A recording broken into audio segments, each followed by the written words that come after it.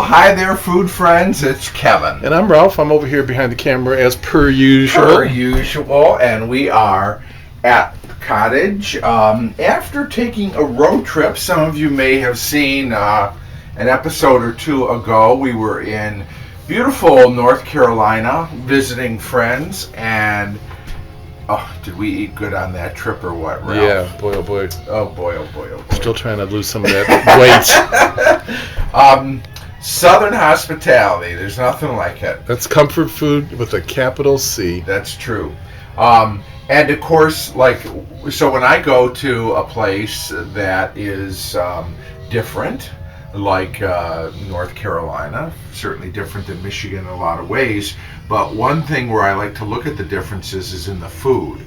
So, we do all the touristy stuff, but we also go to all the markets, and that is where I find a lot of wonderful things. So when we were in North Carolina, we made a pound cake with our friends, and now we were so inspired, we wanted to do it again. And I'm on a pound cake kick. So I'm going to make a different kind of pound cake than we did before. This one's got sour cream in it, and it's done in a loaf pan like this, kind of a standard loaf pan. This is going to be a sour cream pound cake. But Ralph, look at this. Is the stuff. I got this. All these wonderful flavorings. Oh, I thought they were like Dr. So-and-so's ointments from a sideshow. Ointments and little liniment. Yeah. No. These aren't sideshow home remedies. These are actual wonderful Southern flavorings that I got while I was down there. These are made in Virginia, actually. Look what else I got. Thanks to our friend Hans. Yeah, Virginia's best. This is a biscuit mix. We're having so much fun with this, with our Southern ingredients. What flavors you got? Well, we got lemon, pineapple, almond, banana, orange, and then this is what we're using in our Hawaiian pound cake today: butter and nut. Ooh, that's going to be good. Oh, and the almond, did you say? I have almond. We're not using today, but we're going to use the butter and nut, and then vanilla. Okay. So the pound cake we made, I was surprised with the one we made with Hans. It was so big. I've never seen one like that. And you're making a more traditional, described pound in a cake. loaf pan, right? Because the one we made before with Hans was in a tube pan. Mm-hmm. So this is going to be a loaf pan. It's a smaller cake, uses less ingredients, but it does use sour cream. Okay. So here's what I've got in this bowl. I've got 2 cups of sugar. And I've got 2/3 of a cup of butter. And I know what you're going to do next. It's called creaming. Right, and we've kind of softened that butter up, and I'm using a hand mixer here instead of a stand mixer. But we're going to just kind of get these 2 ingredients together, and then once it's just slightly together like that, I'm going to add the sour cream in here. Okay. So I wanted to just break that butter up a little bit. So when you know you're going to make a pound cake or something that requires butter or cake, it's good to leave it out and let it get leave it out, depending on how hot it is, at least an hour or longer. All right, so I had 2/3 cup of butter. Now I'm adding 2/3 cup of sour cream. Okay, and the sour cream is going to add to the richness, the moisture, yes. And so we're going to put that in there. Now we're going to get all this blended together till it's nice and fluffy. Here we go. Okay. I think in a lot of Southern cooking, they use buttermilk, which I love too. Yeah, and like the biscuit mix there calls for buttermilk, and we're going to try that one of these days. Yeah, we are going to try that one of these days. We're going to have a wonderful, we're going to do a biscuit bar. Biscuit brunch bar. So I'm going to just scrape down here. So we've got our sugar, our butter, and our sour cream together. Okay. I'm going to get this, again, we want this nice and fluffy. Look at that, Ralph. Isn't that beautiful? Yes, it is. Okay. Now we're going to put in our eggs, one at a time. So I've got 4 here. Okay. Yes, I Let's see if I can. Remember we did this with that. With Hans and with that big one we made, and he said if 2 go in at once, it's no big deal. It's not the end of the world. Try to get 1 in at a time. Yeah, 1 in at a time. We got our 4 eggs, and I'm kind of beating well with each addition. Okay. And, eggs, of course, 4 eggs adds to the richness of the cake. And excess of leavener? Well, yeah, eggs do, because, they do kind of puff up. Okay, there's our 4th and final egg. But we do have a leavener. Let me draw your attention to this bowl, which is 2 cups of flour, which I sifted. And then it has a 1/4 of a teaspoon of baking soda, which is our leavener. All right.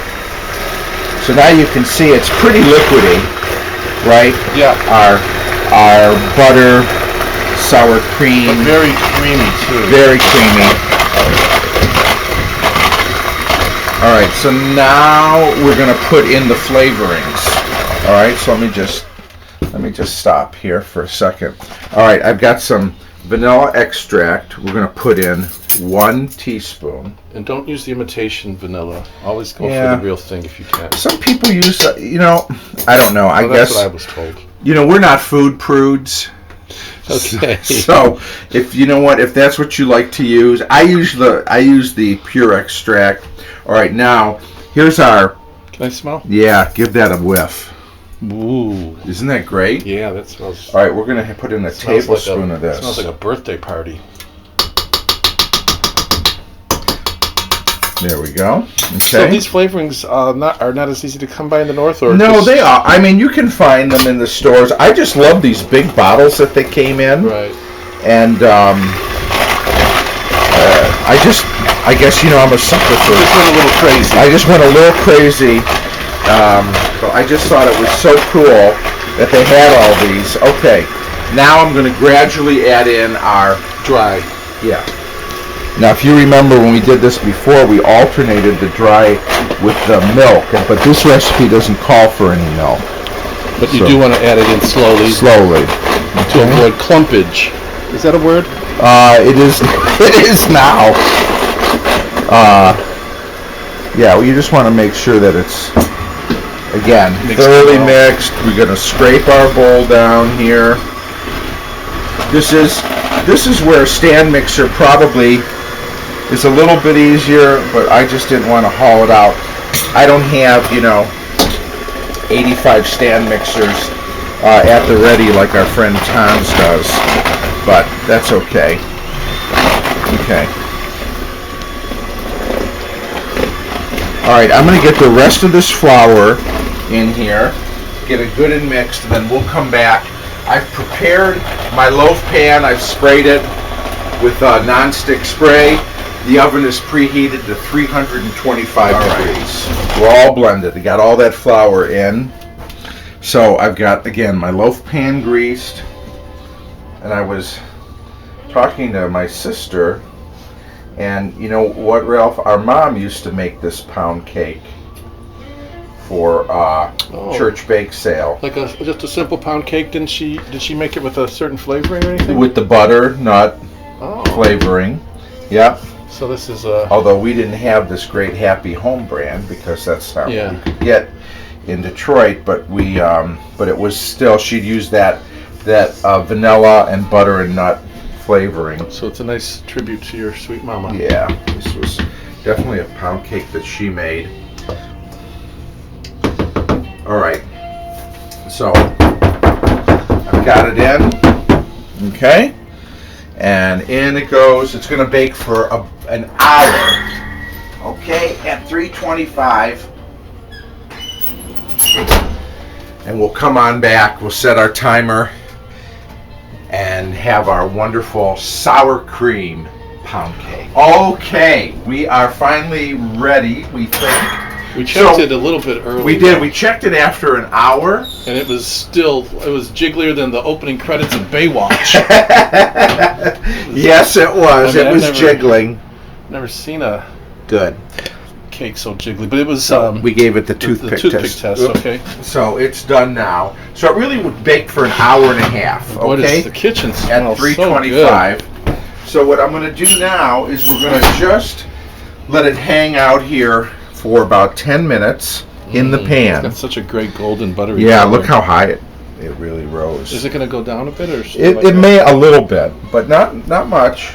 So what we'll do is we're going to just let this hang out in the pan, cool for about 10 minutes, and then we'll take it out. And remember, this is a vanilla butternut, which is the flavoring we used.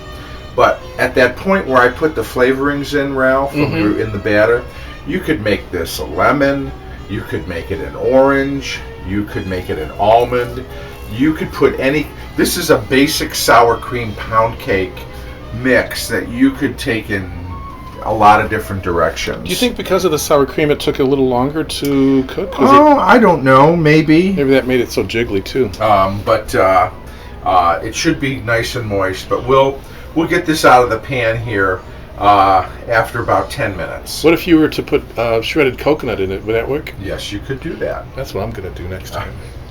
So Ralph, here it is.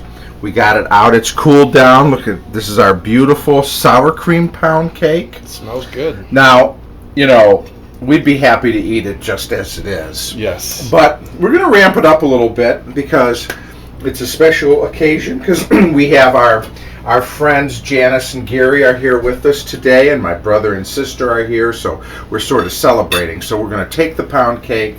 We're going to add some ice cream, and then Ralph, look what I made. This is a rhubarb sauce. So remember all that rhubarb we got at our friend Sue's a few weeks ago? So all I did was I put in about 4 cups of rhubarb, which I had in the freezer, a little bit of water, and about a half cup, 3/4 cup of sugar, and I just let it cook for slow and low. You can see how the rhubarb just breaks down, and it turns into this beautiful thick sauce. And as you're stirring it, I can smell the rhubarb, which has such a distinct aroma. All right, now let's get into this. Flavor. We're gonna look at that. Here it is. Ooh. Okay. So that's pudding or not pudding? Sour cream pound cake. So we're gonna take that. Take a little scoop of the ice cream, and then let's take a little of that rhubarb sauce. Okay. Well, Gary said he wants the works, but Janice just wants a little bit. Did you say on the side, Janice, or? No, that's fine. Oh, good. Okay. So there it is. That's about as perfect as it gets. How good does that look? And so that was it. So here is our sour cream pound cake. It was easy to make.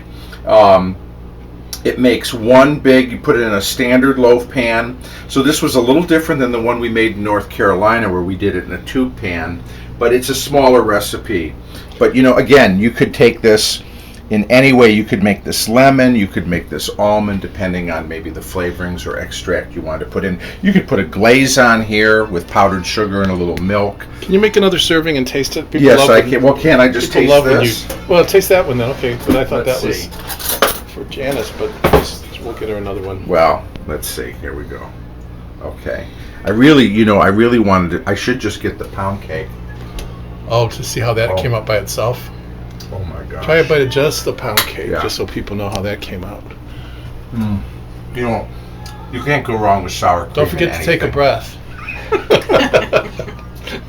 This is so good. All right. I'm going to pour some coffee. Yes. We're going to have our pound cake party. Pound cake party. Anyways, thank you all.